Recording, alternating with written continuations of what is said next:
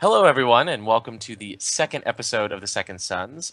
This episode, I've been told, is entitled How We Learn to Stop Worrying and Play Lannister.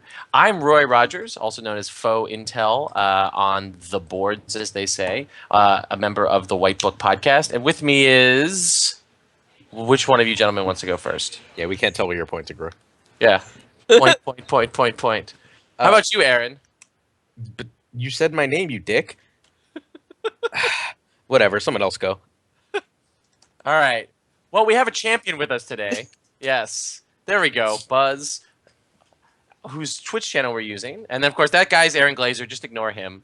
He's the least important member of the cast. But we have a special guest with us today. And Lucas, why don't you introduce yourself to everyone? I'm Lucas, the man behind all of Buzz's success. So thought it was fitting that I should come on here. Yeah, I'm Sid on Discord, and I think most of the other boards I lose track of usernames, but that's usually what I'm at. SYD Sid. Why is your username Sid when your last name is Skysdale? Because you're horrible at last names, and it's Sid Lasky, the one and only. Lucas Skysdale sounds so much cooler. Yeah.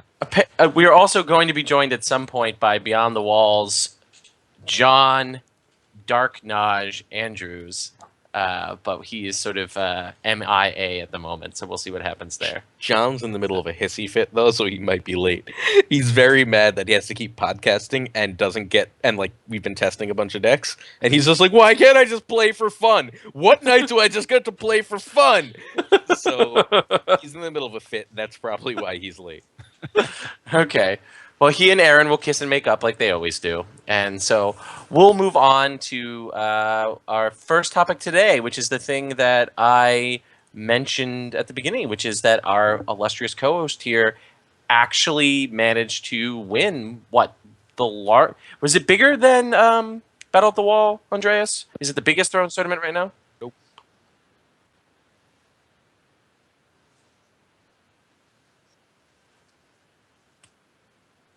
So close, but still no cigar. So one of the largest Thrones tournaments currently in 2.0. He took it home. Man, Buzz, you love being in second place.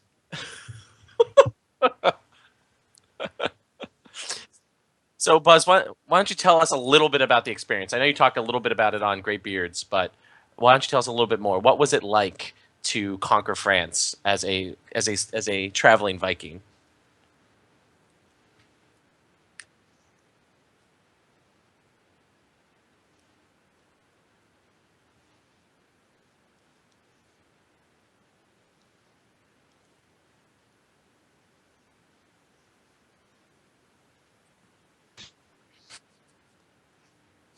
Hey, guys, people can't hear Buzz in the chat.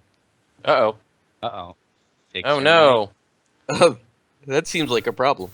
Seems like a problem.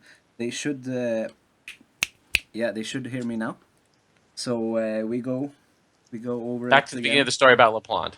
Back to the beginning. Okay, so back in 2014, Barbary Morgul is the Swedish national championships back then. Nordics even. LaPlante wins from France, and he's been going on and on for 2 years about how we should come and get it back, crown. He's been calling himself Bernadotte, king, the king, French king of Sweden, and now finally, it's the crown is back in Sweden. It's been very fun, and I mean, the French guys are my favorites of the metas in Europe. They have such great personalities and great drinking buddies, and probably the densest of great players, except Sweden, maybe. I think. Wow. Wow, even more than the Spaniards? Strong words. Yeah, I think so for sure. At least in second edition, they are very, very strong. And are you just talking them up because you beat all of them? Oh yeah. It's like, so I get to be better because I ran the field. I beat the best players. No, but it was a great weekend. For sure. How much did you drink? I don't know, a lot. What did you drink? That's what people come to this podcast for, clearly. beers and shots that I don't know the name of something shots with The alcohol in them.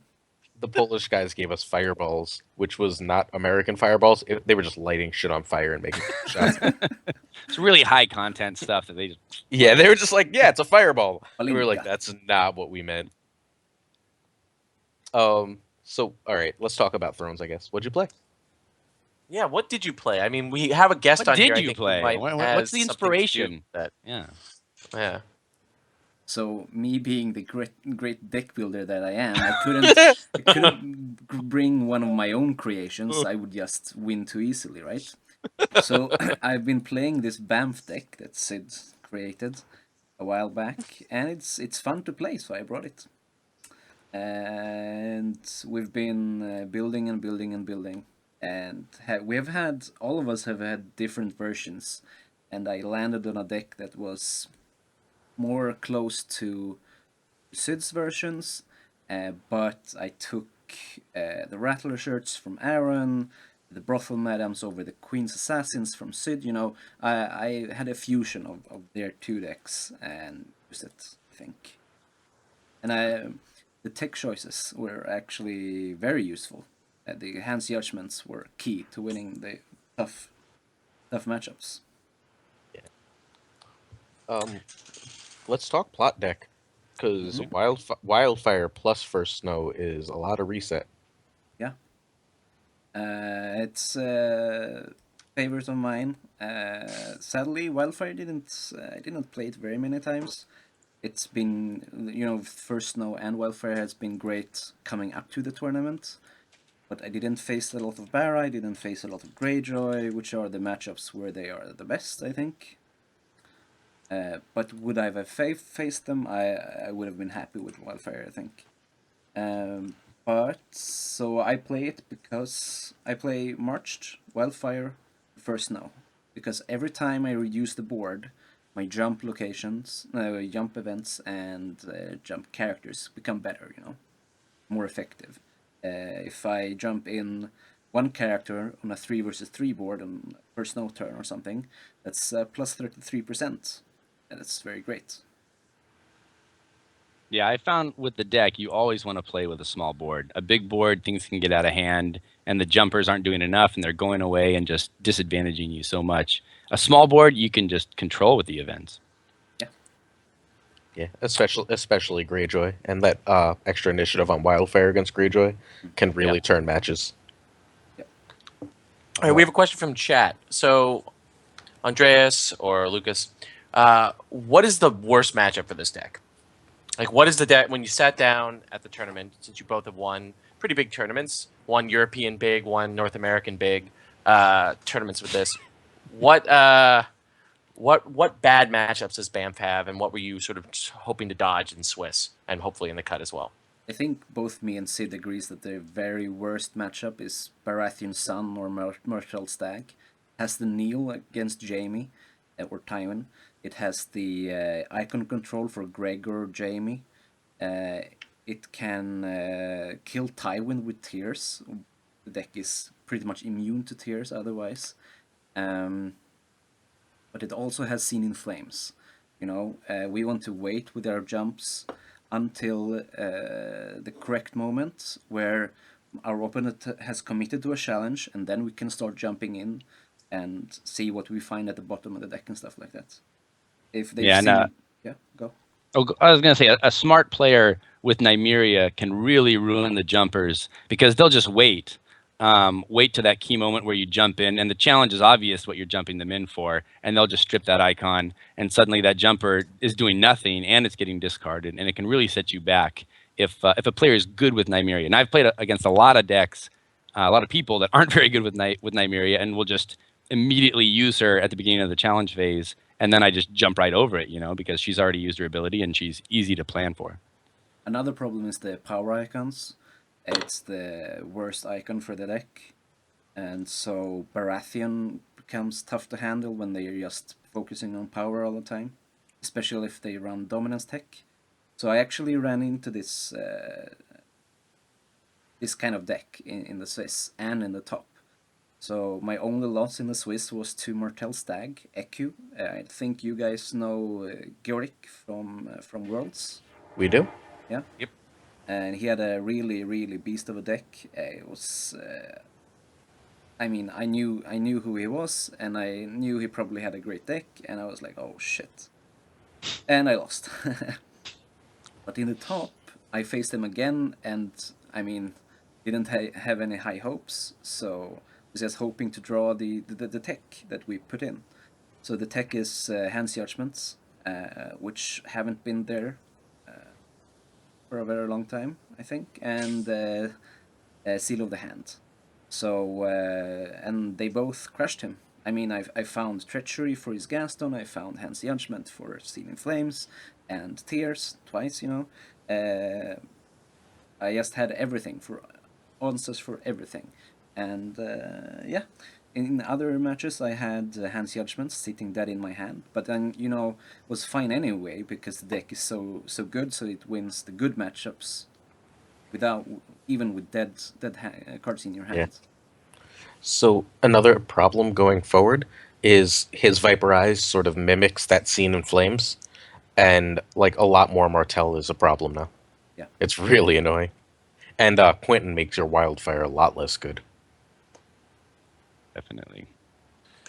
So okay, well oh, go ahead, Lucas. I was gonna one point about the treacheries. I wanted to bring that up because I've noticed a lot on the boards lately. Lannister players specifically are saying they're starting to cut treachery from their decks, which I hate. And I wanted to ask Buzz how. Obviously, it sounded like they were pretty important to that Martel Baron matchup. But on the day as a whole, how important were those treacheries? Could you foresee cutting them at all? Yeah, I mean the treacheries were really bad. Like you know, it was usually dead cards, but in the Baratheon matchup, for Melisandre, or in the Martell matchup for Gaston, it's key. I was fortunate enough to have Shadow Black in my top 8 game against Eku, and I just kept digging for treacheries. I only run 2, but I found one early and then dug one up with Shadow Black later. Nice. So another use for treachery is going to be like, I expect Iron Mines to be kind of everywhere, and saying that your Balon dies even though you had those Iron Mines out that you were relying on is going to be really good. Yeah. Yep. And if there's more Stark, Treachery is also really strong against Stark. Yeah. So what do we think, though? Do we think this deck is going to maintain its presence in the meta, or is the new cards that Martell's going to get push more Martell into the meta? Do you guys think? I mean, this is sort of one of the questions, and this sort of transitions into our sort of second topic for today. But what do we think about the future of Banff in the second half of the regional season with these new cards that we're getting this week? With you mean with Calm and Wolves? I haven't played a Wolf Yeah, version of right. it yet, but I mean, Tower of the Hand is just so stupid with the Hear Me Roar and in Banff. I'm considering not taking it to some of the regionals because it's gonna be boring. It's just too good. It's too good, and I mean, could very well be that trial by combat makes it even more stupid because you know you can first know if you have Tower in the hand, you can as a reaction first lift characters, and then trial by combat, and then you've cleaned up, and maybe they have one character left. Oh well, you make a challenge, military challenge as well, and you have marched, and it's done. I don't know. Tower is good for the deck. Yeah.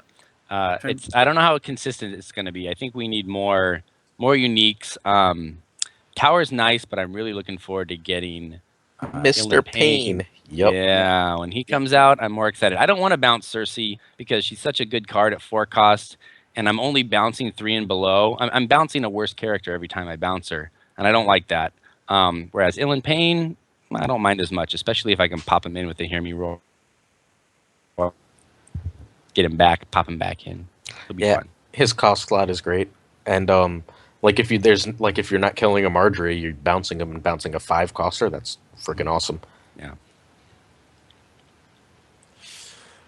All right. Any other concluding thoughts about Banff before we move on? Oh, deck's good. Lucas is smart. Just remember that, guys, after my next deck that comes out. Yeah, But I am a smart guy. I was building a version of this before Sid started fooling around with it. I had it Ooh. built. I just waited for first snow, and then he goes ahead and wins some tournaments with it. I was like, didn't no, need first no, what are snow." you doing? Stop, stop! And I mean, it also he also did all the work for me. I didn't have to play a bad deck and refine it. I just could take the good deck and refine it. It's really fun. I mean, it was a blast to build. I played an early version of it in One Store Championship, and I mean, it wasn't even Lord of the Crossing. It was Filthy, which was terrible. It didn't run enough uniques, and it still went top 4.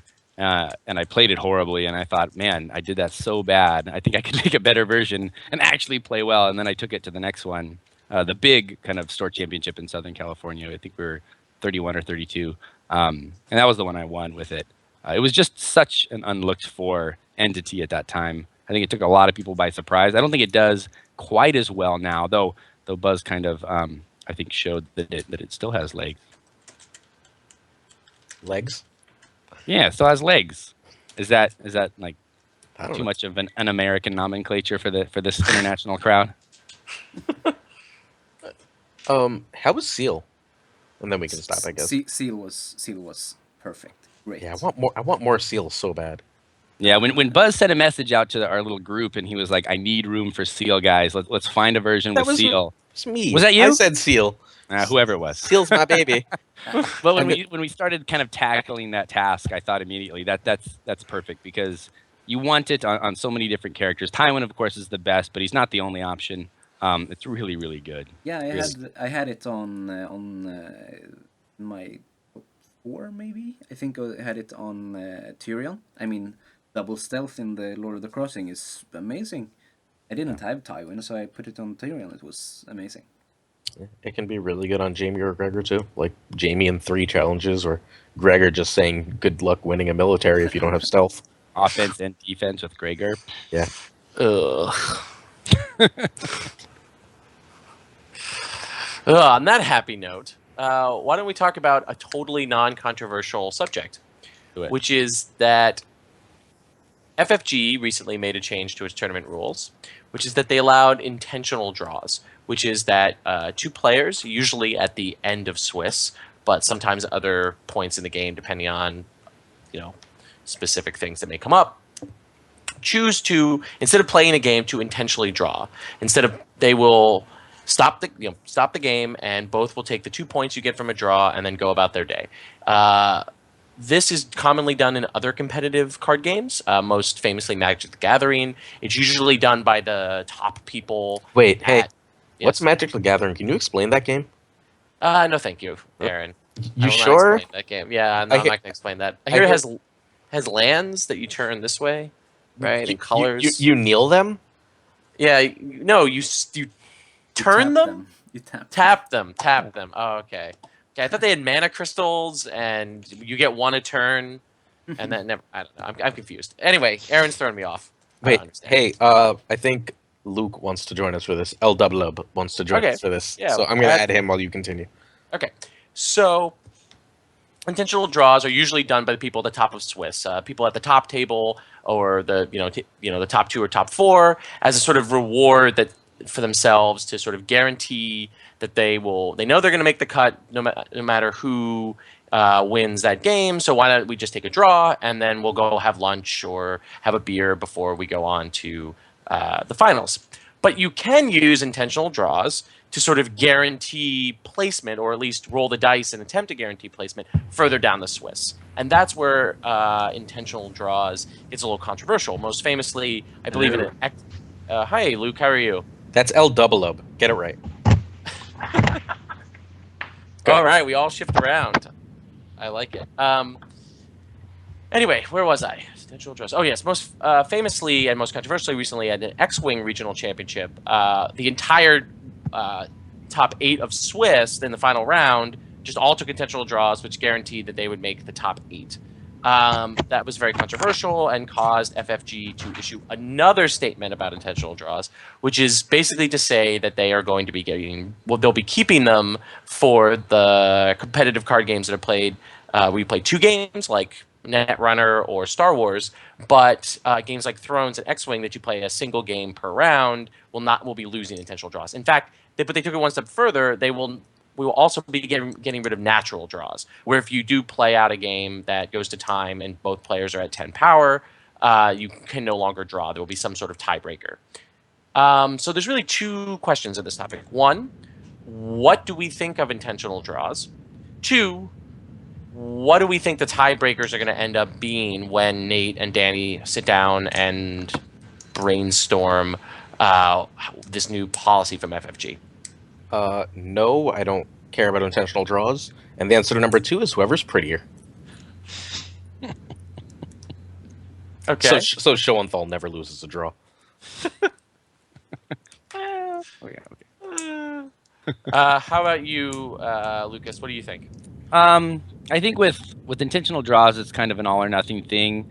The way it was before was untenable, right? People could kind of agree to achieve the draw sometime during the game, and they just be like, oh, we somehow finished on the same amount of power, and they can kind of game the system that way. And I think that was why we had this change, or at least part of the reason why. And then this X-Wing thing happens, and like a tournament completely negates the final round of Swiss, and that's not the intention either, right? So I think it's good if they are actually gone. I'd actually rather see them just completely gone. Like there is no draw. There are only wins and modified wins and losses and modified losses. But like you said, the rub is the tiebreaker. I mean, what does that look like? What's it going to be? If you're tied on power, what is the measure by which we determine a winner? I think that's the tricky question. That's the question that needs to be answered. I don't have the answer. How about we take our other person named Luke? Luke, are you with us now, Luke?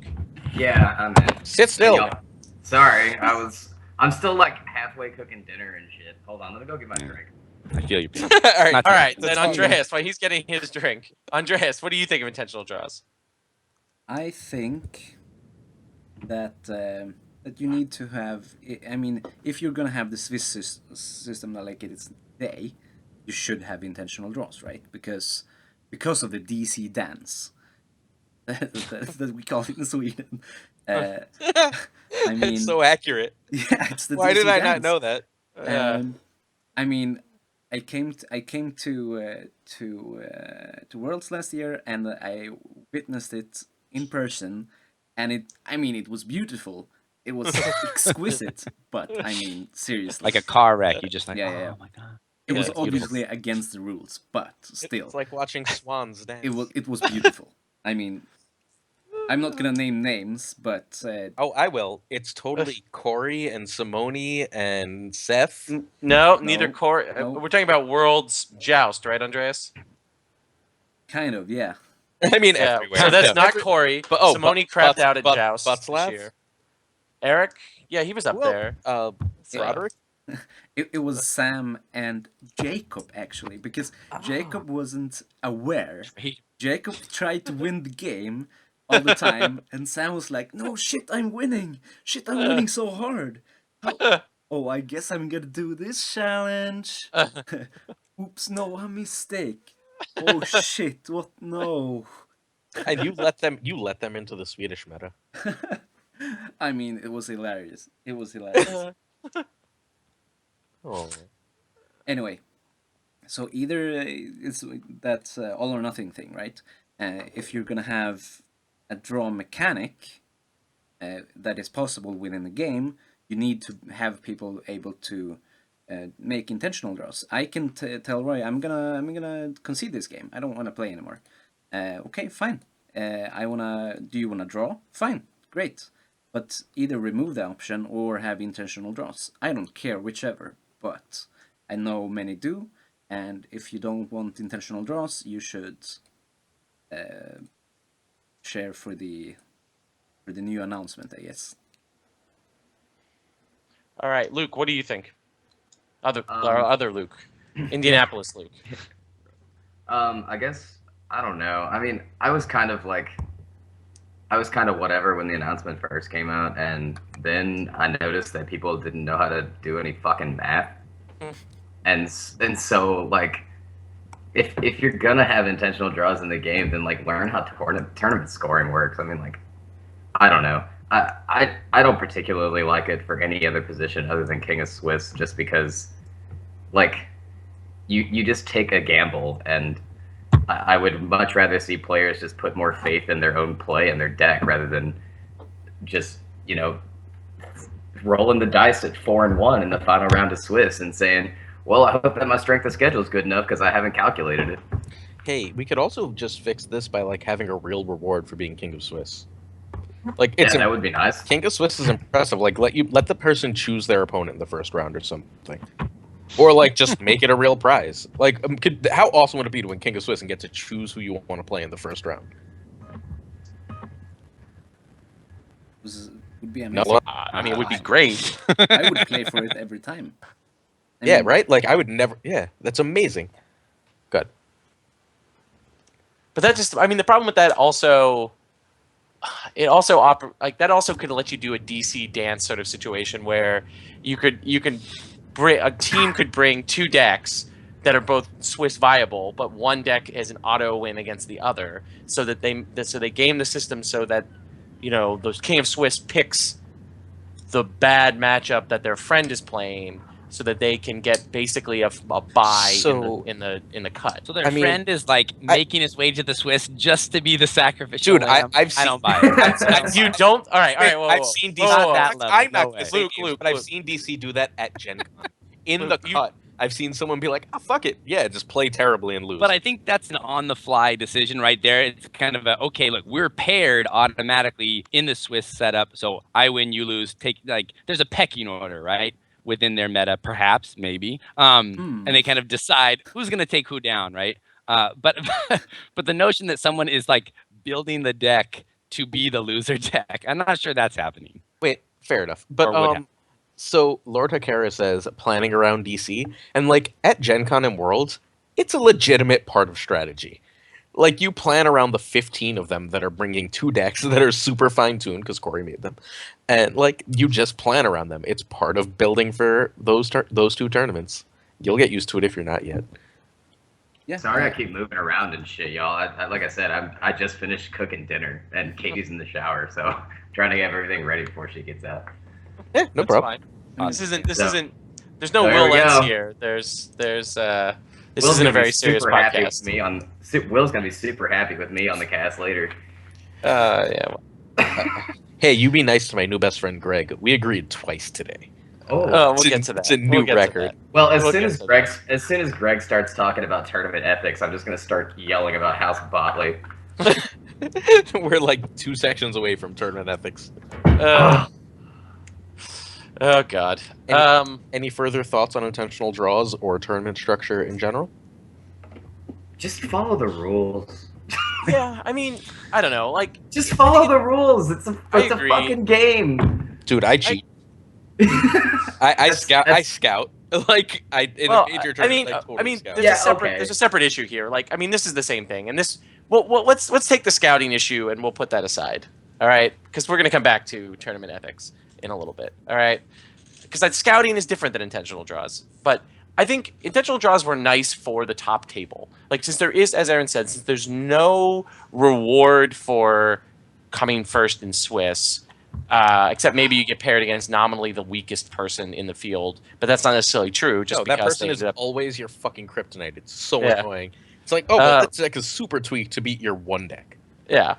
Since there is no rewarding the top two players in Swiss with the ability to take an intentional draw and go have a fucking cup of coffee or dinner before the cut is a perfectly reasonable thing to do. And yes, some people are going to try to game the system to get in, but that happens already. Like, that already happens. And anyone who thinks that having gone to Gen Con and gone to Worlds and gone to big tournaments, like, who doesn't think that the system isn't already gamed, I need more booze. is just living in a manic pixie dream world. All right. And just institutionalizing the way in which people already game the system is the safest way to do it, to prevent actual cheating and massive Use disqualifications. Manic Pixie Dream World in reference to Thrones. Yes. So, Okay. but that's my final point about this. Now that Aaron's gone, I want to know what y'all think about my fledgling beard. It's coming in, you know. Fledgling's It's- correct. I can't quite It's turn a up fledge. the It's a fledgling. turn It's up the just come- resolution. I can't quite see it. Has it Yeah, started it's alright. itching yet? A little bit. You know. Good luck with that. Yeah, we'll yeah, I'll try to not make the wrong decision to shave it off if it gets annoying, you know. Fight through, yeah. Yeah.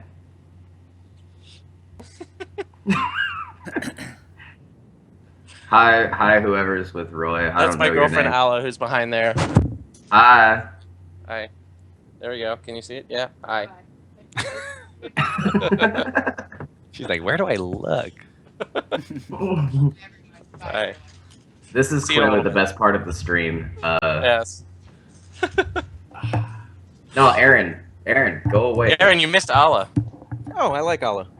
Aaron, go away. We were having so much fun. Talking about beards. Although, I mean, this is what is. Hello? This is Andreas. This is actually a very important question. Yeah. So there are more beards on this episode of Second Sons than there was on Great Beards of Westeros this week, right? Ooh, Because good you had point. the other Oh. buzz, right? But the beard volume still Oh. vastly exceeds this one. I mean, Samuel's beard is mine plus yours together. Yes, No problem. it's true. I Quality added over him on quantity, Facebook. for sure. I added Yeah, him definitely. on Facebook specifically for that amazing beard. Come on over.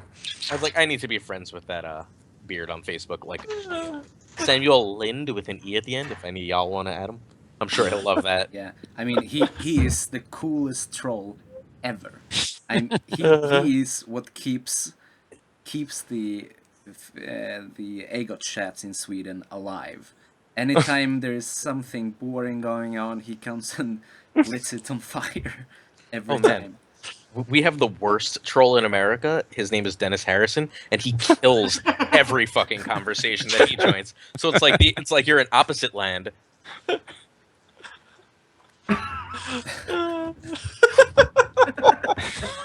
Wait, should I not shit talk Dennis? Is that bad?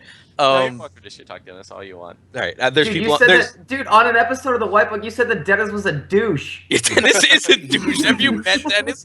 I love Dennis. Dennis is a friend. Dennis is a fucking douche. Oh, sorry. It's just This facts. is supposed to be the time where you like actually say what you think. Nah, it's No, like, Roy censored me before we started. There's people I'm not allowed to shit talk today. And like I've started like 4 statements that are like I'm gonna shit. No, fuck Roy. Okay, fine. Aw, Roy. At the end of the episode, we are gonna Well, bring it up. Oh yeah, Whatever Roy's the Roy Because I have to leave and go to trivia with my lovely girlfriend. Roy's And the only so, person I'm nice for. Now, So then we'll go. Alright, All right, so next let's move topic. on to the next topic. Good transition. Love you guys. So, very simple. Lannister, OP or not OP? Can I start with quoting Sandy? Because it's time for us to quote Sandy to all the second edition players. Be less terrible. Like, you don't have to be good at this game. You just have to not be this terrible. Like, find some decks that beat Lannister. What the fuck? Like, build test if you can't be bothered to build and test. Sid's not going to hand us all winning decks forever, right? Like, yeah, yes. be less terrible. I do have some ideas for how to beat Lannister, though. Yeah, me too. But should you share? Well, okay. I guess Sid is able to share because no one in California is going to Gen Con. I don't. so- I don't. No, wanna- well, no, I I don't think a wanna few people are going. Chris almost always goes. Chris Schoenthal, I He's think, will awesome. be there. He He's- makes the effort. It's just hard for a lot of us to all. Oh no, I'm not criticizing you guys not being able to come. It's a whole continent Sure. away. But well, I mean, I would love to see you guys come out, but I've never understand been. why not. Yeah, it would be fun. So But Yeah, I feel like I could just tell people how to beat Lannister and they'd be fine, but I don't wanna. I'm annoyed at all the bitching, so no, figure it out. But also, Aaron's just gonna play Lannister. Spoiler alert. So he doesn't want to tell people how to beat him. Here's how you beat me. You have me get my wife pregnant, and then 9 months later, I don't show up at tournaments, and other fuckers get to pretend they're good at Thrones in New York. But they're still not. Spoilers! wow.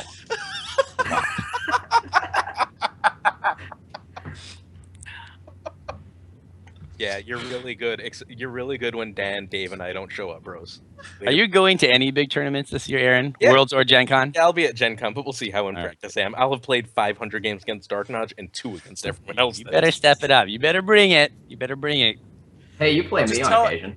Yeah, That's true. Tell Aaron that he can't have a special treat when things aren't necessarily looking his way in Swiss. Oh and then man, he'll we place can't talk a little about better. that. Like if my students find that, I had What's a special treat? dude, I had a special treat, and then I won my next 2 games, and then I had to be sent home because I could not focus anymore. Thanks, Mikey. Okay, so a bit more seriously, Sid, what do you think about the state of Lannister right now? I think Baratheon just punches their face in almost every time if you build a good deck. Yep. But Yep. Baratheon is kind of criminally underplayed here. At least it is in California. I think some people are starting to kind of realize how good they are. Lannister's huge in California. Everyone plays Lannister. It's probably the most popular house by far. But I think people just need to play more Bara and play it well. And you don't even need to just play Felty. You can mix it with different houses and get a lot of success. Buzz mentioned the kind of dominance package causing a lot of trouble for Lannister, and it really does, because they don't really care that much what you're doing in the challenge. You can jump in all you want. they're just gonna laugh at you and say no challenges and get like 4 power. They don't care. But I also think that there's kind of something criminal happening, and it's when First Snow came out, everyone looked at the kind of the Night's Watch Varys reset deck, and we're like, it's dead in the water. It's finished. It'll never work. And I think that's a huge mistake. I think people should be adjusting their curve for it, and it can still really work, and it can crush Lannister. But and a few of us in California are kind of looking at that and working on it, and it's pretty successful. Like the Lannister reset Night's Watch deck was good. A lot of people were big fans of it. And it's still good. People just kind of said, First no, I'll never play it again. Well, you know what the real problem with that? Well, there's 2 real problems with that deck. The first real problem with that deck is like treachery was one of the only ways to beat it. Like if you got that treachery And off, but burn. Lannister players are dumb and they're not running And treachery they're anymore. dropping treachery. Like, It's what perfect. you fucking It's idiot. time. Like be less terrible is the best advice you can have. or like Why would you ever drop treachery? What? People are doing it's it. a whole thing we had earlier. The other thing about that is, like, I think that deck is now a Martell deck. It's very good out of Martell. Yeah. And it can still be good out of Kraken. It can. Tyrell. Yeah. Like, but it just has to be built a little differently. The real problem, you know what's actually going to kill those decks? Ward. I feel like Ward makes that deck very unpalatable. Yeah, but Stark doesn't like it in reset. What are they taking with Ward that really messes you up? Theon or Cersei, as the case may be. Oh, no Lannisters. If we're going to build decks to beat Lannister, you can't include him, even as a banner. I Yeah. won't have it. No Yeah. Lannister. No Lannister. You can't fight fire. It's not fair. All right. Hey, we have a question in the chat. Are those anti-Lannister decks actually good against the rest of the meta? Yes, because good decks are good. Like, Like my problem is like I don't know. Like stop playing shitty decks. Like if you wanna be a competitive player and then like take a deck that you know isn't competitive. Joe from to a Cincinnati? tournament- Oh come on. Oh, come on. I like him a lot. Hey, to be fair, like Night's Watch Field Team made top 8 at Tournament What Did I Meant, so like it's not the worst deck in the meta. Like not even close. It's just I don't know. Like if you're gonna bitch all the time about what's competitive and refuse to play what's competitive, then you're not a competitive player. Like don't show up at a regional. No, show up at a regional. Like, Oh, so no, I could beat you? no. Yes. Yeah, please. no, legitimately, like, like it'll come up in the next section. But like, legitimately, everyone's not the same level of competitive. Like, I've gone to tournaments and gotten like really messed up before the cut, and like done a bunch of shots with Sandy in the middle of a tournament, and known that means I'm not gonna win. But I still had an amazing ass time. Like, you don't have to go to every tournament to be the most competitive player. Also, Come, you're not going to hang out. get better Just if you like your don't show up. Like, before I did well at Gen Con last year, I got my ass kicked at every fucking regional and store championship in the Northeast, and I got better. Like, it's that simple. Like, if you want to get Yeah. better, you're going to have to go to these regionals and you're going to have to get your ass kicked, or you're going to have to go 3-3, or you're going to have to go 4-2, and then eventually you'll be able to make the cut. Like it's. But learn from the mistakes, Yeah. right? Or learn from your losses, I guess. Like, I don't know. At my first tournament, I was one game away from making the cut, and then in the last round was this. I faced Ryback. This was the first time meeting him, and you know the rest. Were is you history. were you just immediately in love? In love? Yes, but also crushed. I mean, crushed. There was no contest, you know, and I've learned a lot from Ryback since, you know. On this very podcast at the end of the year, around December, right after Stalik and Worlds, we're going to have a Thrones Awards, and spoiler, Ryback is going to win Sexiest Thrones Player. All right, gonna start working out then to go to second place. All of his fucking Facebook pictures are him shirtless, and I'm like, God, you're just... Do we, The do we centerfolds get, of thrones. I like this. do we get second and third places? I mean, probably. And we have a- I'm we gonna have start a- hitting the gym. I'm gonna Top start hitting 16? the gym. Top 32. I want to crack top, Top 32. Yeah, I want top Yeah. 32. I'm gonna get I'm hitting the Uh, gym. I'm hitting the gym harder than for sure. Yeah. So is Lannister OP was the original question, though. The answer to that's probably yes. Like, they just Maybe. don't have bad cards. Like, they're Yeah. really good, guys. Yeah. They're the first faction before the Wolves box that had real choices in deck building, right? I think.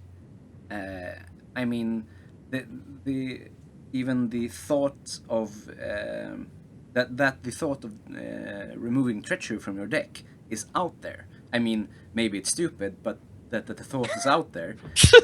This tells you I mean, why would you ever remove treachery, and they still have these thoughts that maybe I don't need it, and it's such a good card. yeah. Like, Lannister is officially at the point where more good cards don't necessarily make them better. They're at the point where you're replacing good cards. I think they're the only house, except maybe Baratheon, where that's true, where you're just replacing good cards with other good cards, and you're trying to find the right fit instead of just taking out bad cards.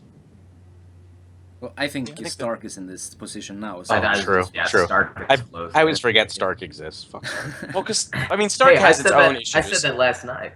Well, Stark said is a fuck powerful Stark. faction that is actually well designed in the sense that Stark has clear weaknesses and clear drawbacks to the deck building choices that you make. You have to build your deck in certain ways to try to cover up for problems. Lannister, that's much less of a case. I mean, they're weak to locations, they're weak to attachments. Those Yeah. are things that exist. Like, they're not, like, invisible. Like, people Right, don't build with enough locations and attachments to really hurt Lannister. But the weaknesses are there. You can, like, find shit that's going to screw over Lannister.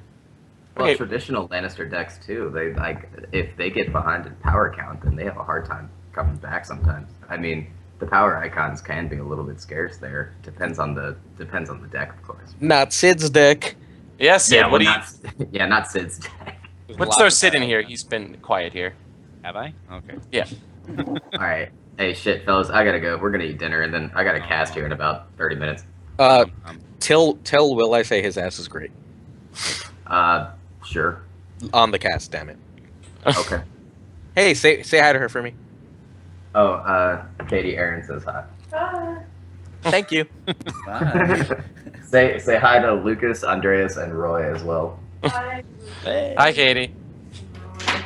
Andreas, like- Andreas is from Sweden, and we talked about we were talking about moving to That's Sweden the earlier. only high quality podcast. Me and Andreas were talking about how shitty America is right now, and how we would really consider moving to Sweden. It's a legitimate thought. Like, every once in a while, I really think that too. I'm like, Sweden's probably better. They actually have Probably. minorities there. They're not. They have I could be his best friend if I moved, so I'm totally up for that. There's a The solution. Department You of- guys just move to California. It's much nicer. the It's Department really of easy.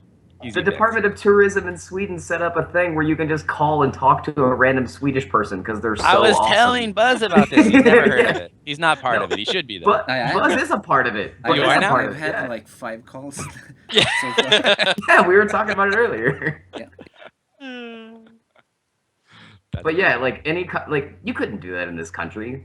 Like you'd have to filter out 99 out of 100 applicants. Just like no, you can't talk to people from other countries. They already think that we're insane. I mean, have you met us? Well, yeah. I mean, this podcast is not a great representative of like, all of that, but yeah.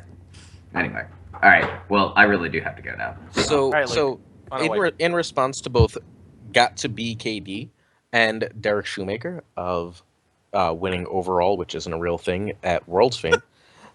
Overall isn't a real thing. I'm sorry. It's like I'm gonna give you a prize for doing well but not winning, unless you're a kid and you win anyway. But a lot of people are like, Stark just has so much shit. Sooner or later, someone, probably Corey sitting alone at his kitchen table, is going to solve Stark and it's going to kill us all. They have too many more cards than everything else. There's something broken out there.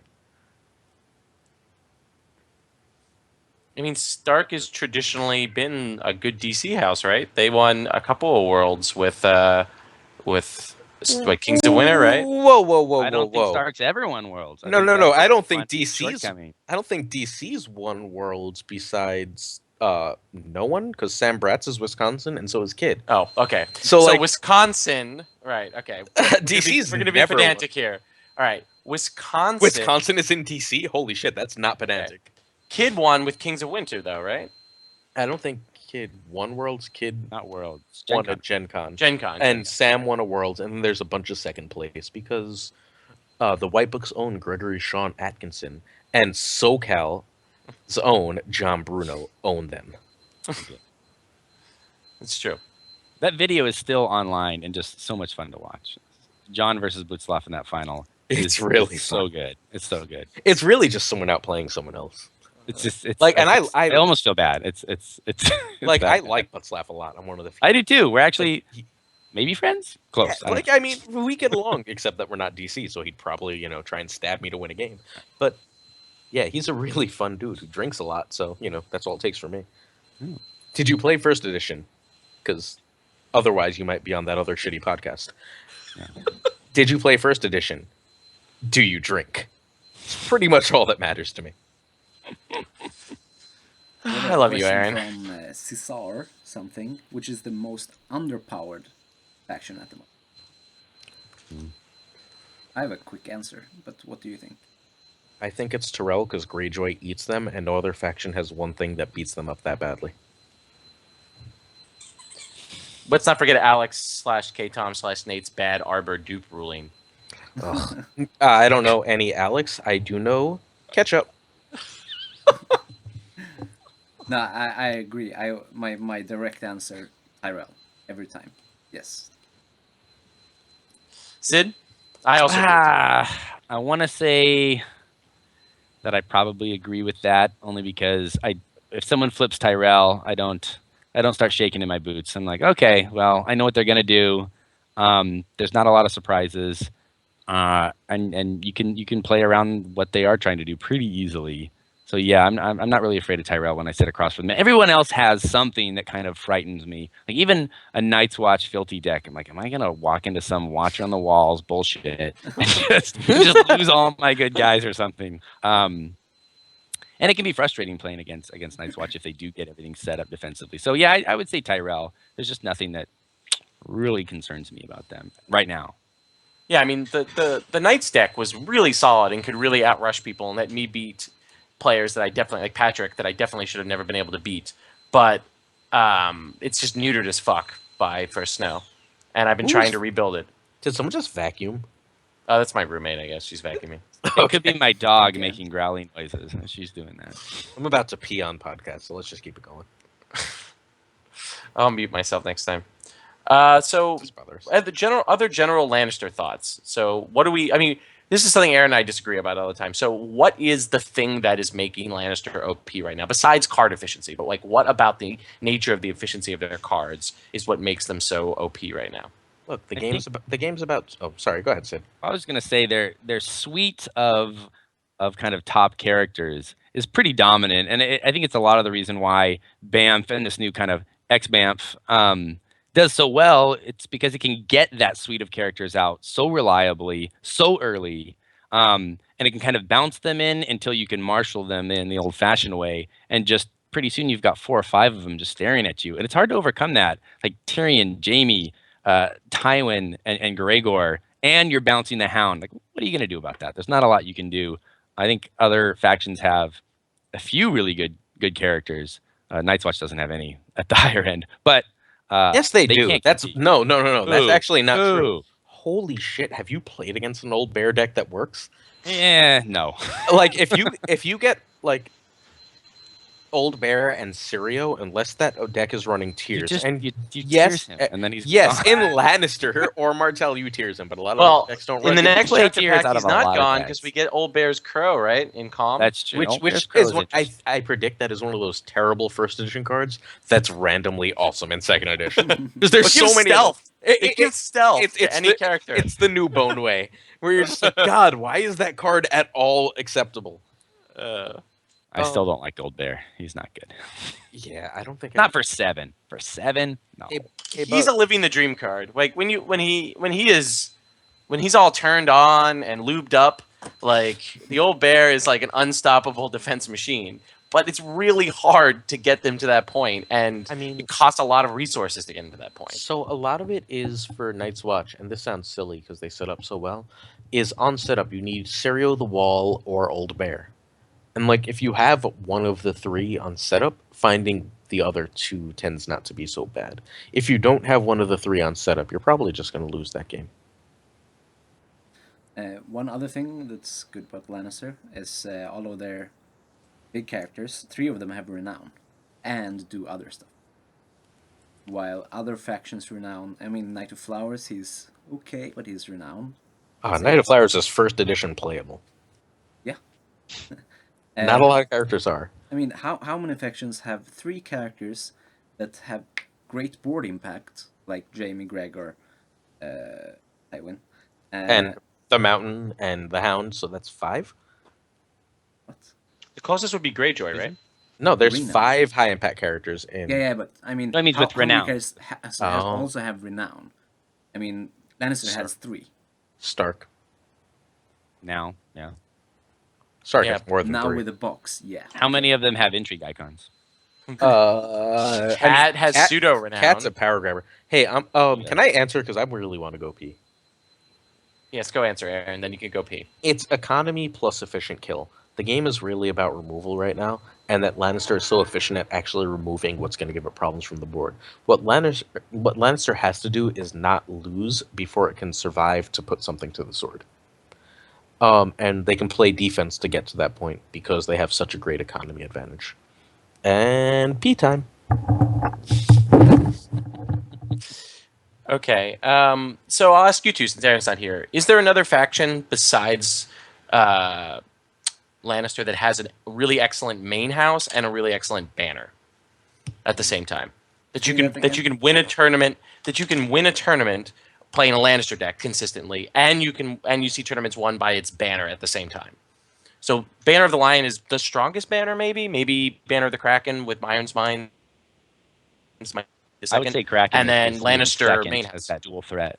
Yeah. Kraken So you think and Stag. Greyjoy's the other one, and I Stag? think so. Yeah. Bear is great main house, but I don't like them as a banner.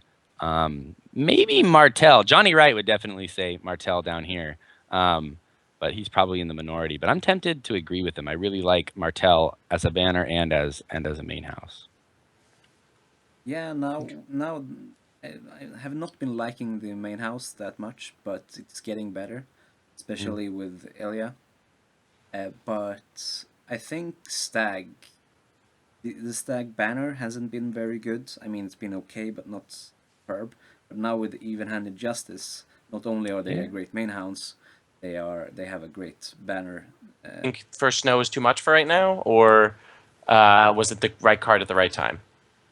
I mean, I love Aftermath, but it's too close to Wildfire, I think, to be released as the only 2. All right. Do we have any questions in chat over here while we wait for Aaron before moving on? Would we rather have seen a reprint of John Bruno's card or the Aftermath? Which do you think First Snow is too much for right now, or was it the right card at the right time? I mean, I love Aftermath, but it's too close to Wildfire, I think, to be released as the only 2 reset options. maybe Aftermath has a place in a year or two, but two very different kind of resets. I think it's more fun to play. Oh, hey, people. Sid? Hi, I'm back. Wait. I'm pretty biased for First Snow. I love it. I've been friends with Bruno for like a decade, so I'm always happy to see his cards back. And everyone down here loves First Snow, and we play with it a ton. And Aftermath, nah, vanilla. First Snow all the way. I love it. Hey, can we call me right on the Greg argument that Wildfire is still going to be better than First Snow yet? Wait, Do I officially just win that? What? Wait, Greg's- what's your argument? Greg said Wildfire was better and more impactful than First Snow. I said no, First Snow is better. No, he's wrong. He's wrong. Yeah, I mean, First Snow I can love you can playing leverage Ghost. First Snow more than you can leverage Wildfire right now. Wildfire is a great dependable reset, but it doesn't just automatically win you a game when you flip it over. You know what I'm excited for? You guys know what I'm excited for. What am I excited for? I have no idea. What plot am I excited for? Oh, well, I wonder what it is. Nate may have said it's coming soon. It's being discussed in our chat. Famine? Is it famine? Yeah, it's famine. Yes. Oh man! Like, can First Snow into famine. I'm gonna have to leave the second edition Facebook group when that plot actually comes out because so- I'm gonna lose my goddamn mind. Like, Well, it's when it's a 0, 0, 0, 0, 5 reserve. 305 like 2006, something like that. And I bet you it does something similar. Like, it's gonna be awesome. Like, I don't care if it's a 0, 0, 0, 0. It still changes how you have to build decks. And people are gonna cry. Legitimately. Like, I expect tears. Well, it means it's going to help with this Tywin deck. The Tywin setup deck is going to, that's going to go away. That becomes even more risky as sort of the dream setup of a Rose Road Tywin and a Chud is just like, you can't set that up. Yeah, I think it actually is a good counterbalance to First Snow, where lower cost characters matter again, but they're not like everything like they sort of were before First Snow.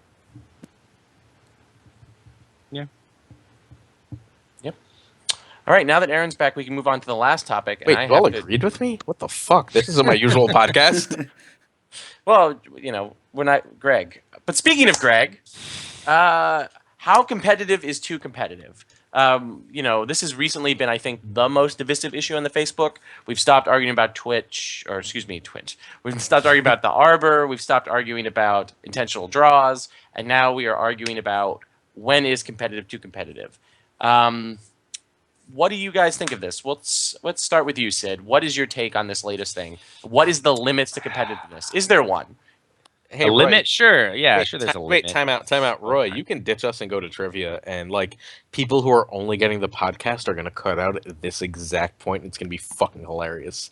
I have 3 minutes. I would like to hear a little bit of this myself. So, I think you can get too competitive. Obviously, I think you can take it a little bit too seriously. Buzz is shaking his head, but Buzz, and even some scenarios you might go too far. I saw you after that melee, and son, you took it too far. Can you be so serious that you don't want to play with gay people or women? Because I think some people are. I'm not sure what that's got to do with competitiveness, but I think you can take it a little too seriously during a match. But I don't think there's any. I don't know how to say this. I don't think it's being taken too seriously at any of the big tournaments at the moment. So will it get more serious? I doubt it. The people who are really serious about it already exist, and they've always existed. And that's kind of the upper levels of it, and I think it's acceptable. It's all the people who aren't very competitive that are probably the bigger problem. Andreas. Can you be too competitive? I mean, at the melee table final last year, I mean, as long as you're following the rules, right? The look on your face. As long as you're following the rules, it's fine. And I mean, Seth asked Nate, "Can I do this?" And for some fucking reason, Nate said, "Of course you can." I can explain why he said yes. Because I like Nate a lot. But Nate often is sort of a path of least resistance guy, and he's a really good designer. But like that doesn't make you an amazing judge, right? Yeah. And like he's a good guy, but like like if it doesn't seem immediately wrong to him, he goes gut a lot. And like so did Damon, in fairness, and like it led to a lot of weird and bad rulings, and I feel like it did at that melee final too. Yeah, but my point is, did they break the rules? No, of course not. Yes, No. but that's Well, fine. I mean, the lead designer said they didn't. But anyway, Yeah. Screw that. I think they weren't too competitive. I think they tried to win and follow the rules, and they did, I guess. Say what you believe. No, I really believe. I told Nate I really don't like your ruling. I'm really disappointed in you. I told him afterwards several Have you ever flipped the table? Because that was the time. when I was a kid before I became a Christian. Jesus says when you play Thrones, you can't flip the table. Yeah. No, but I mean, I do things that some. Wait, didn't Jesus flip tables? I feel Yes, like yeah, he did. we're missing But something. But he had a good reason. It was not Yeah. because they were playing Thrones. It was not because Nate made a bad ruling. Oh, okay. The Pharisees. I mean, Nate in this example may be a Pharisee, but that's not here nor there. We're going down theology. I do I things that spit out. in tournaments that I think people would frown upon. I try to tilt my opponent. I joke with them, trying to ease them into a mindset that maybe I don't take this all that seriously, or I try to see their reactions when I marshal certain cards, or when I wait for a trigger, or stuff like that. I try to use every edge things that I can, and some of them aren't very ethical sometimes, I guess. Is that too competitive for some? Yes. I mean, people are whining and bitching all the time on Facebook, and I'm like, what? What are you on about? So, I think okay. No, I'll go last. Go ahead.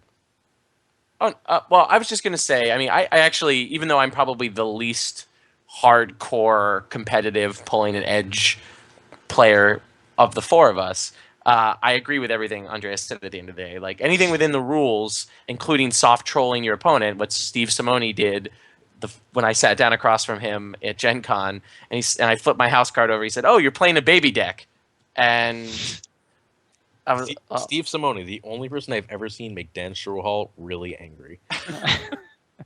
like, I mean, and that's perfectly, I thought Steve was a dick there, but that was a perfectly competitive thing for him to do. Steve was a dick. Just there. Well, I had not never known met Steve him at that before. point. I met him at the DC Regional, but I didn't really know Steve like I know him now. And I like in Greg's famous example, right, with the person pulling the strings, and and trying to copy trading and thinking trading would give them 10 gold, but he actually would give you, the opponent who this was triggering against, 3. Greg says the most competitive player would pick his third option, which is they can't take it back. You take the 3 gold, we move on. I am the kind of person who would pick option 1, which is let him, since he misunderstood how the card worked, to pick a different plot in my use pile. But that's a personal choice I would make based on my own morals and how I want to play the game. If I was playing against someone and I made that mistake and they said, no, you can't take it back, I wouldn't think they're being an asshole. I would think that they're trying to win the game, and that's how they've decided to play it. They've decided to play it in this way that is completely unforgiving to these kind of mistakes and wants to maximize their chance to win that way. That's the perfectly acceptable way because it's within the rules. Can I? All right? And we need more people who are willing to understand that these high-powered events like regionals and particularly Gen Con and Worlds and Road to Stalic events, there are going to be more people who play that hardcore, hyper, find all your edges way than there are going to be people like me who are much more forgiving of that kind of stuff, particularly when people misunderstand things, and other people who are just there 100% just to play for its own sake. Hey, Roy. Yes. Roy, are there going to be people who like scout a tournament and see that there's a lot of Lannister and change the tiers of list for a Puts of the Sword? Is that a thing people are going to do, like at tournaments now? Is that legal? Well, I don't know if that's illegal because he hadn't submitted his deck list yet, and he didn't steal any deck lists from anyone, so it would fall under legal. Can everyone else chime in on that? You're gonna have to give me a better background here. What I mean- happened? Roy? I'm not going to tell this story. I'm out in California. I don't know what happens out on your neck of the woods. We don't pay attention, for the most part. All right. I mean, the long and short of it is this. One of the Brotherhood players at the Connecticut Regional, he saw that he was walking around the table while people were sort of making up their deck lists, and he was talking to people, and a lot of people were saying that they were playing Lannister, or he saw people writing Lannister on the top of their deck list, or whatever, or right before they handed their deck list, he saw Lannister on it, and he decided before he submitted his deck list, before it was official, that he would swipe one card, which is he went up to 2 or 3 put to the swords over 2 tier and then down to 2 tiers of lists, because obviously tiers is less useful card in a Lannister dominated meta. And many people flipped out on the fake Facebook group and accused him of cheating. This player ended up making to the top 4 of the tournament. I personally don't necessarily think he did anything wrong there. Was this something I would do? No, it's not something I would do. But I don't think he necessarily did anything wrong in that particular case. But a lot of people were flipping out about this. What do you guys think about? So he scouted the meta a little bit and made an adjustment. I mean, he didn't break the rules, right? So just man, hide your sheet, turn your house card face down. I mean, come on. It's hidden information till the tournament starts. If you're just kind of building a deck out on the table right before the regional starts, and all your cards are out there, Not I'm building, gonna sneak a peek. Writing down deck lists. I mean, hide it. I would have a printed deck list. I would have it folded or upside down. If I have to re-sleeve my deck before it, all my cards are upside down all the time. Not a single card is ever faced up. Even my house card. Of course, you know that I'm gonna play Lannister, but still. What variant of Lannister? Yeah, see, no, I will never give you any information about my deck beforehand, especially to people I don't know. So, and regardless of what you do, would you have, if you had seen this, changed your deck? Yes. Do you think that's right? You would have changed your deck? Yeah, really, Buzz? Yeah, I mean, I wouldn't go around checking for it. But if people are blandly showing me, okay, I'm playing Lannister, I'm playing Lannister, I'm playing that, of course I'm gonna change my deck. But I wouldn't go hunt for the information as some others would. DC, for example. I mean, I'm also DC. well. I mean, DC will do it. Oh, they scout. Though. They love to scout. They do scout, but they don't scout in the way of looking at people. I mean, like if you gave Steve Simone your deck list, he's going to go run and tell Corey every card on your deck list. But that's because you gave Corey him. will know how to beat you in 40 seconds. Corey, yeah, of course. But that's because you gave him your deck list. But they will go around and be like, hey, they know a lot of the high competitive players, and they'll go and be like, oh, hey, what are you playing? Hey, what are you playing? But Corey and Steve and Seth and all these guys, they have faith in the decks that they built. All that does is tell them how to play their decks better. They're not the kind of guys. That's why I wouldn't change a card. Like I tested my card X, Y, and Z this way. Plus, I'm too lazy. I too come with a printed deck list. I'm not crossing any cards off. Unless I have 62 cards instead of 61 because Aaron built my deck. All right. But unlike the DC players, I'm someone who always bring meta calls, like I did now. I was expecting Baratheon, and I expected it to be my worst matchup. So I put extra stuff in there to counter it. If I saw that there was 0 Baratheon playing, I would remove the hand's judgments and put in something else instead. Random cards. See, that kind of is gross to me. Like, I'm not a fan of changing your deck once you show up at the store because you're seeing different things. What if someone didn't bring extra card? Like, it's just a little cheesy. Like, I agree that this specific have laughed and been like, all right, man, like, sure. I mean, who cares? Like, he didn't cheat. He didn't break the rules. He didn't steal anyone's deck lists. He didn't, gain any information beyond, like, people's haphazardness, I guess, would be the way to put it. Wait. You know what actually matters? Like, maybe Buzz, but probably Dark Nodge is the best player that I regularly talk to about this game. Like, is anyone really arguing that Dark Nation beyond, like, people's haphazardness, I guess, would be the way to put it. Wait. You know what actually matters? Like, maybe Buzz, but probably Dark Nodge is the best player that I regularly talk to about this game. Like, is anyone really arguing that Dark Notch is incredible? Probably not, right? I've seen him legitimately beat someone in 2 turns, them say it's luck, and have him be like, "Would you like another game? We can try again." And mind you, I would never go that far. That's ridiculous. But it is. I've seen Dark Notch legitimately in the round that determined whether he went to the cut be in near tears because he thought he like misled somebody with a misplay. Remember the game with Lauren for that? Yeah. Yeah, I remember that. Like, I remember Rosario, not Fitch. But like John thought he cheated someone. He would have won anyway, and it was okay. But he felt unbelievably bad. You don't have to be a shitbag to be good at this game. And Like, like, be hyper competitive because John is also hyper competitive. he's legitimately better than you. Whoever you are listening to this, unless you're Corey or Alvaro, he's probably better than you. Like, he just is. And trust me, I play with him enough to know that intimately. But he's fantastic. You don't have to be a shitbag to be good at this game. So try not being a shitbag. Winning isn't that important. But sometimes shitbags are just shitbags. So they can play drones too, right? I mean, can they really? Because in first edition, it was just DC.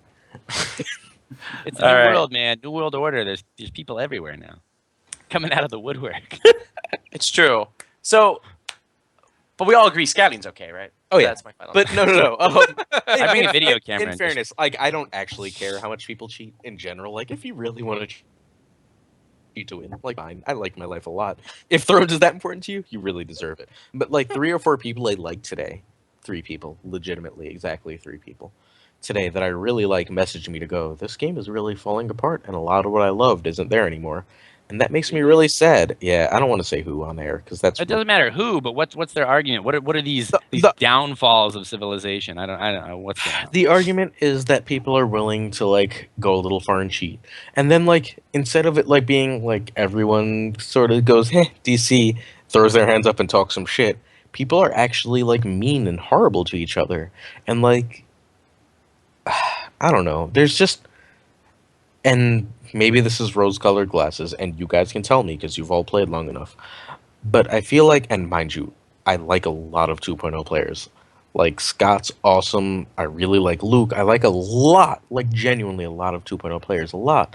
But I feel like the tone has changed a little bit. Where like I knew at other tournaments that everyone was someone I'd like to have a beer with, and like I feel like I don't know that anymore a little bit. And like I sort of put that aside and when that's my confirmation bias until legitimately while I've shut up about this for a long time, 3 people were just like, "Hey, this community's changed a lot more than I thought it would today." And it made me really sad. I'd also like the chat's comment, so please feel free. Well, oh man, a topic near and dear to my heart. I think the big problem is actually that we had trolls. We had, blow ups like Sethgate, right? Everyone remembers Sethgate here, right? But we all On talk Hate shit Cards. and moved on, and like Seth is still the guy I like. But I think the fact that the discourse has moved onto Facebook, I think someone in the chat put it on the Facebook meta that we live in. Is that Alex? That's Kern, yeah. Yeah, it's Kern. He's right, because I do think the way in which Facebook encourages people to interact brings out the worst in just about everyone, and I include myself in this. And that's that's bad, and it's bad for the relations in which it prevents us from solving problems. It constantly reinforces the fact that it's also Facebook also increases the voices of trolls. So it's now not just a couple of random people on AGOT cards plus Dennis that are trolling people. It's like a quarter to a third of the people who participate in every Facebook thread. And you can't go, in a Facebook thread about anything else, and suddenly you see memes about the Arbor, and you see, it's like Reddit level discourse, which was not really, to me, present when I joined the community over a year ago. And it was one of the things I actually loved most about Thrones was that, occasionally it'd blow ups like Sethgate, and that was kind of amusing to me. It was fun. But most of the time people got along. When they had disagreements that became heated, but then, people had a beer together. Even when Andreas got screwed in that final melee table, we did all go out and drink afterwards, on the final day after the 2.0, right? Tournament. It was, it was the tenor was different, as Aaron was saying. Yeah, we've had a large portion of the Swedish meta have left the Facebook group because I'm like, why do I need this? I don't need this. Bye. And are just in the Swedish communities now. Yeah, I would say California is not super active in the Facebook group. We've always had our own Facebook group that's been around forever. The only large meta Facebook group I'm not a part of, by the way. Oh, you're not part of SoCal Thrones? No, at me. Well, you don't live here, so that's Whatever. Oh. I'm in Portland. I'm in Cincinnati. I'm in like 3 Canadas. You gotta be. You gotta be here. I'm in Australia. I'm in Poland. All right, I actually We're now not have letting a just hard- anybody hard in. There's a feedback. reason why our group is still civil and fun. It's because we don't let just any outsider in. But I mean, we're insulated. Like we don't play in tournaments with all these people, right? California is like this island basically because no one plays in Nevada and no one plays in Utah, and I guess some people maybe play in Oregon. Sometimes there's some tournaments in Portland, but no one actually goes. I think like we're just isolated from the world. So the only time we play with the bigger meta is Gen Con and Worlds, and there I've never had a problem there. And Facebook is it's a hellhole. Why would anyone spend a lot of time on Facebook? It's terrible. That's how we met. Stay out of there. Just go away. Do something else.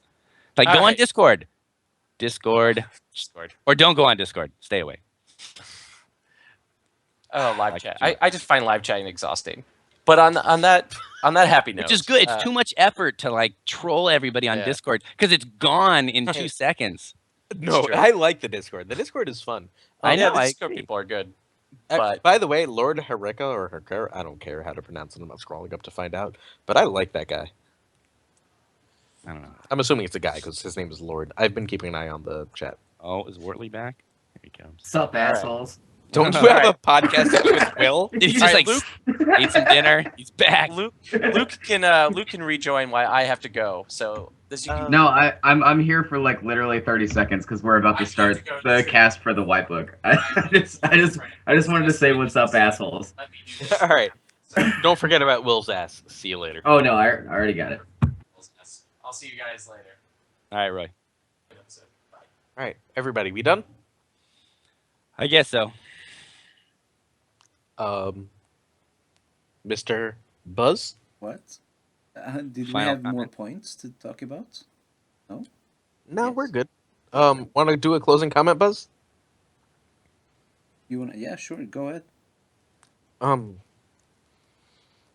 Dear Roy's gone, right? Yeah. Can I be really blunt? I mean, yes. Dear new players, I tried to be nice. Can y'all just drink, hang out, and shut the fuck up otherwise? Because that would be great.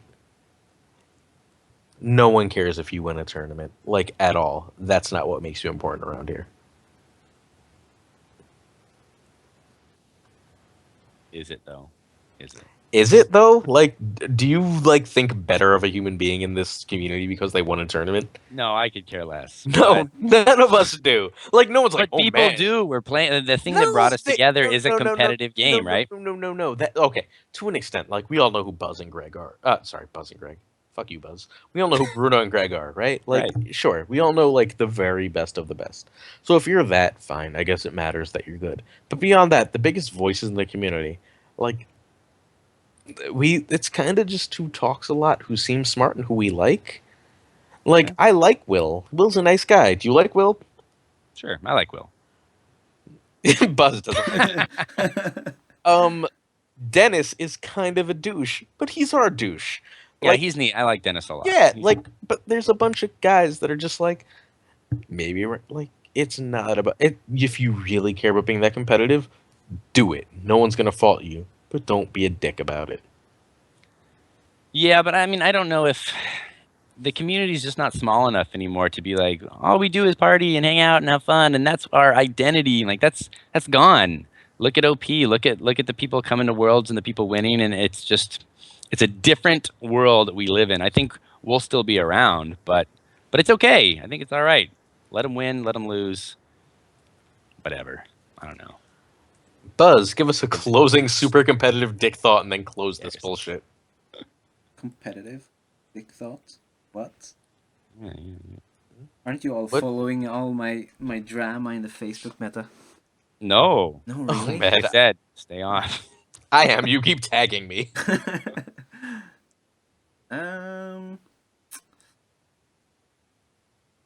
do all in your power, win, except breaking the rules. You can kind of break the rules as long as it's a gray area, but stay safe. Stay safe. All right, Lannister life. Close this shit. X-Bamf. X-Bamf for life. Spam.